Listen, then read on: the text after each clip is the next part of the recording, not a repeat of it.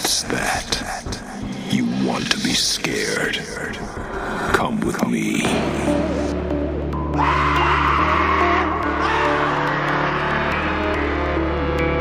You will experience tales of horror, ghosts, and death.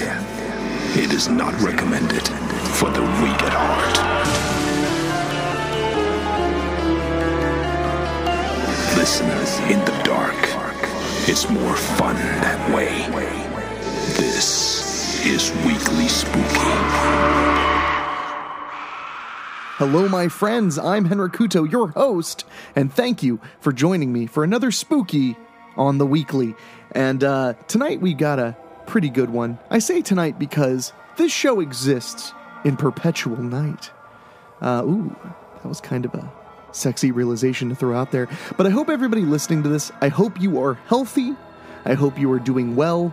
And frankly, I hope if you're able to, you are staying home. And if you are working, I just want to say thank you for providing many of us, a whole lot of comfort that we desperately need in a time like this. I am so thankful for, simple things. Food delivery is a huge thing I'm thankful for because I'm hauled up at home. I'm sort of kind of out of work, and I'm just trying to, get by in my own humble way with my dogs until we sort all this out. So I figured I had to comment on this at least a little bit because otherwise it'd be disingenuous, and I'll talk more about that on the other side of the show. And if you enjoy this show, and you can, please consider going to weeklyspooky.com and check out all the information on Patreons, merchandise, or even just a tip jar.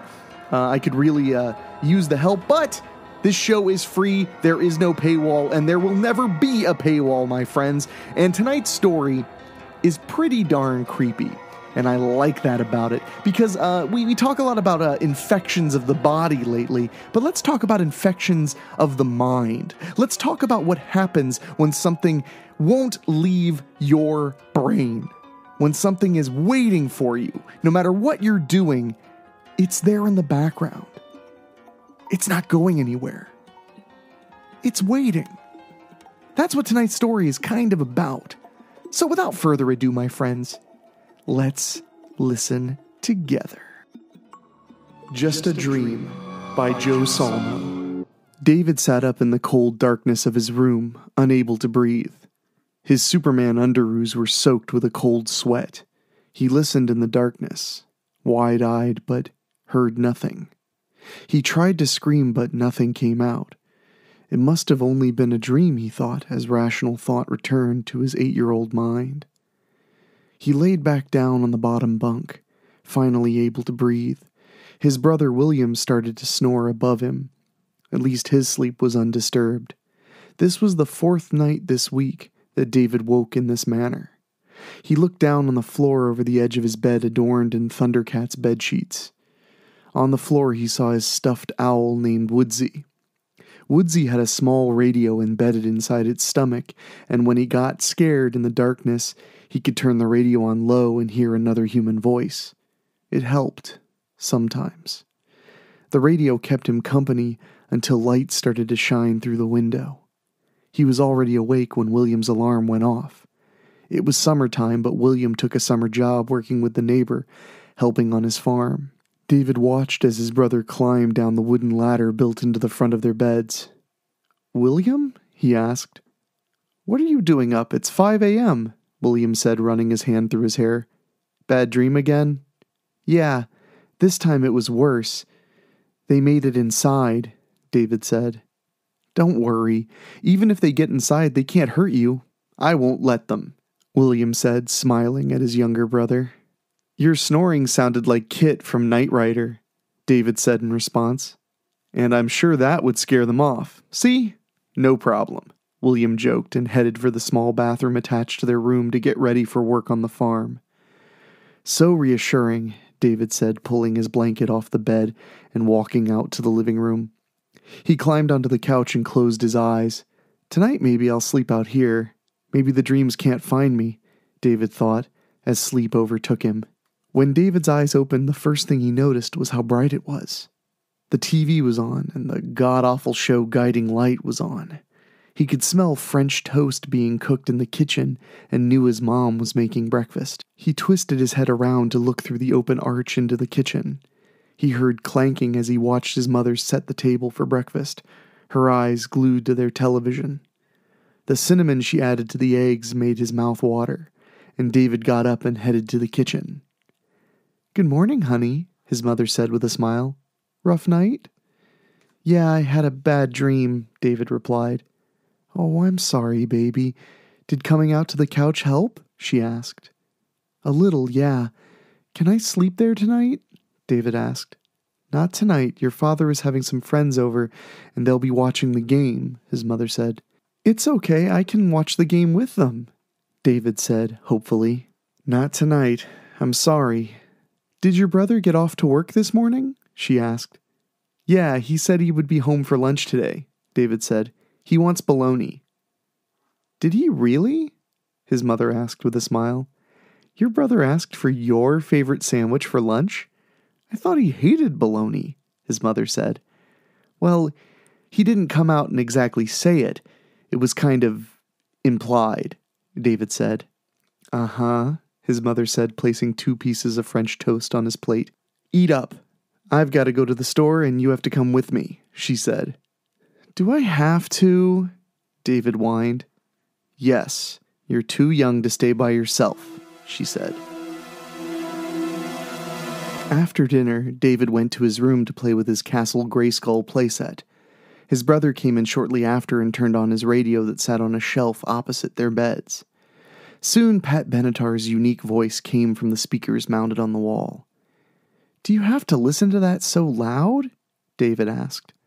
"Sure do. Sorry," William said, climbing up onto his bunk. David sighed.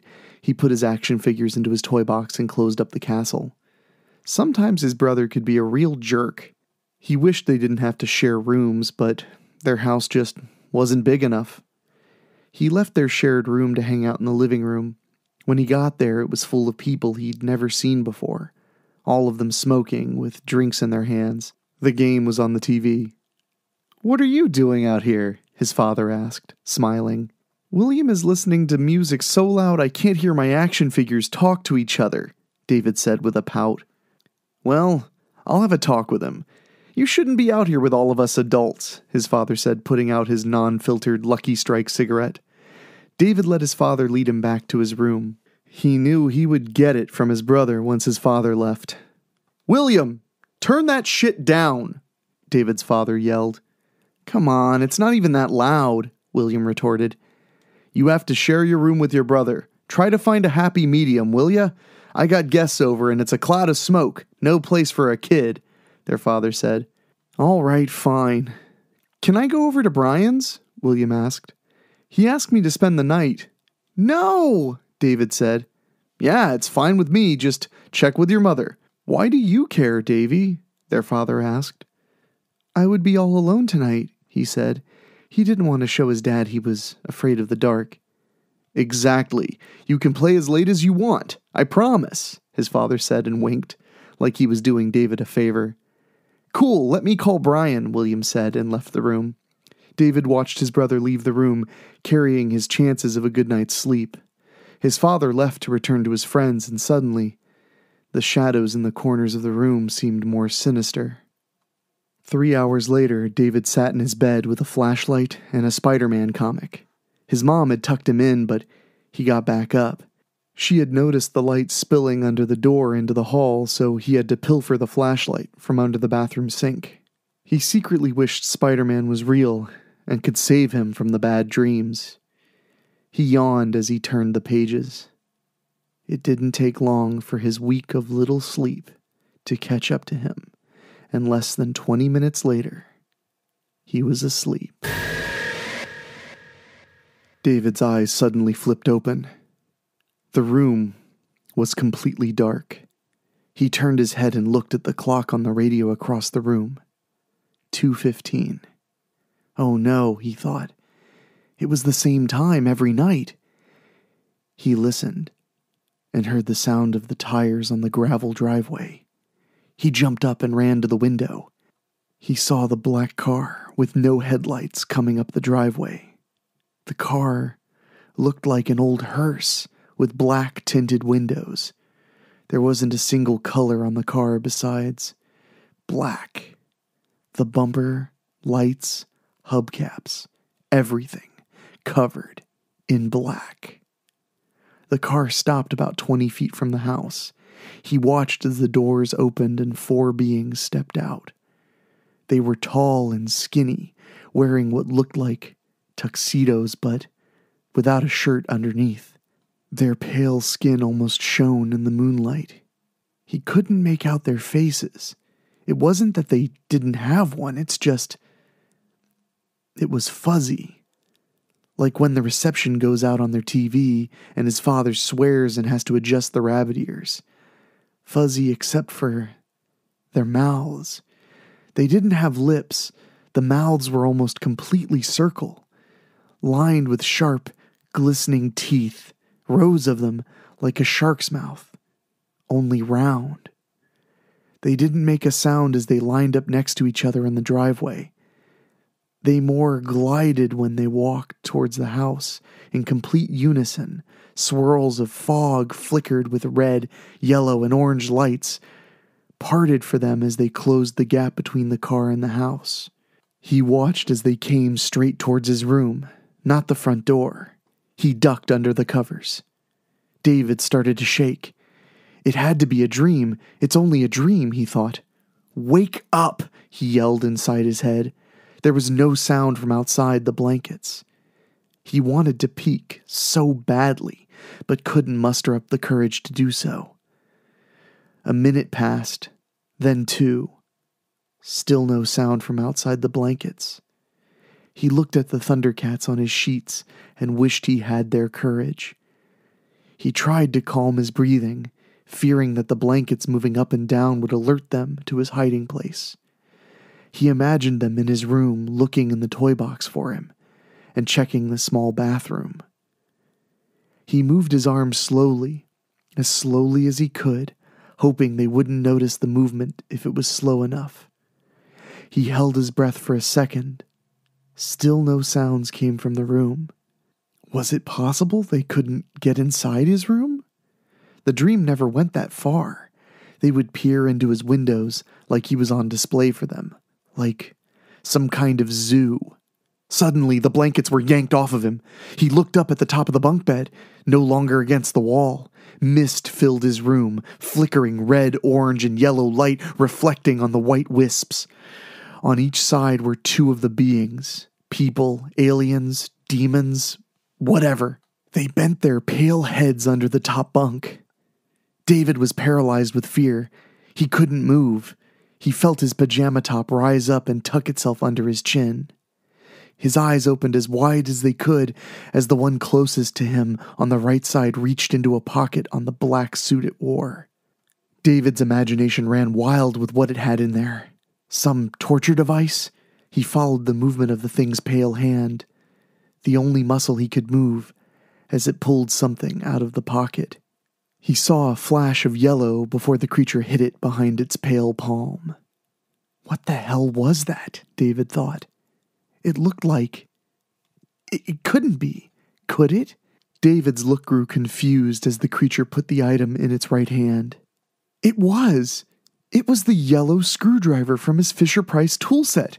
His dad bought him when he tried to help his father fix the furnace one year.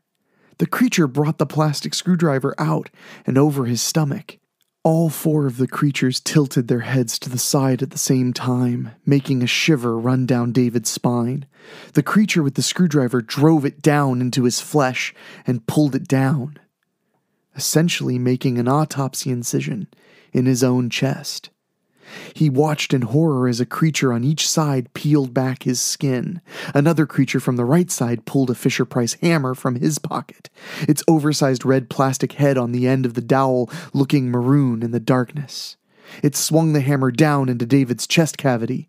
He felt the impact on his bone. He heard a crack on the second swing. He tried to call out for his parents, but only the sound of air escaping his mouth came out. A tear formed on his left eye. He watched as the other 2 began to poke and prod inside his chest cavity. He felt them tug on things inside. He tried to struggle but was either paralyzed with fear or some other means. He couldn't do anything but watch. The creatures never spoke or communicated with each other in any way. They just worked on him, like they had done 1,000,000 times. A moment later, David heard another sound. The sound of a car on the gravel outside. The creatures heard it too. They all looked up at each other in unison and dissipated into a white mist. Suddenly, David could move. He sat up straight in bed and screamed, a real, honest-to-goodness, blood-curdling scream. Within seconds, his mother was in the room flipping on the light. "What's wrong, honey?" she said with concern in her voice. David sat there, panting, covered in sweat. "Honey?" she asked. She ran to his side and put her hand on his head. "Are you okay?" David came out of it a minute later and felt his chest. There was nothing there.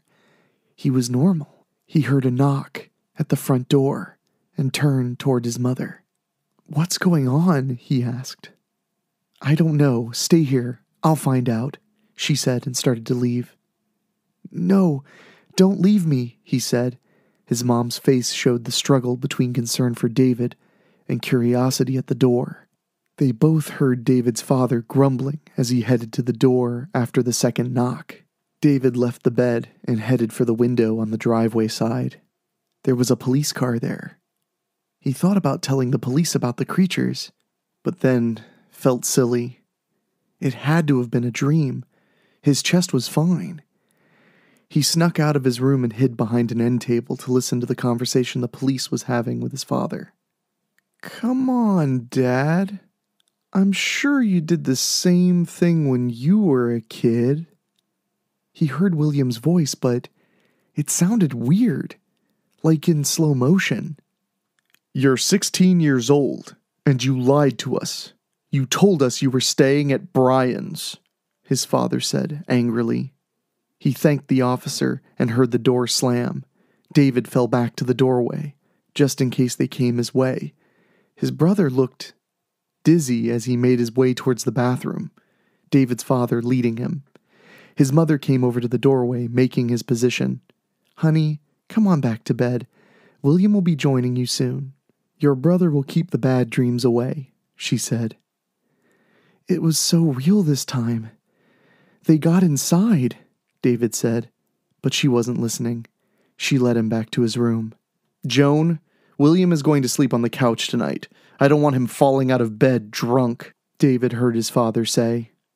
He reluctantly climbed into his sheets, and his mom ducked down next to the bed and began to tuck him in. "Don't worry, honey. It was only a dream," she said.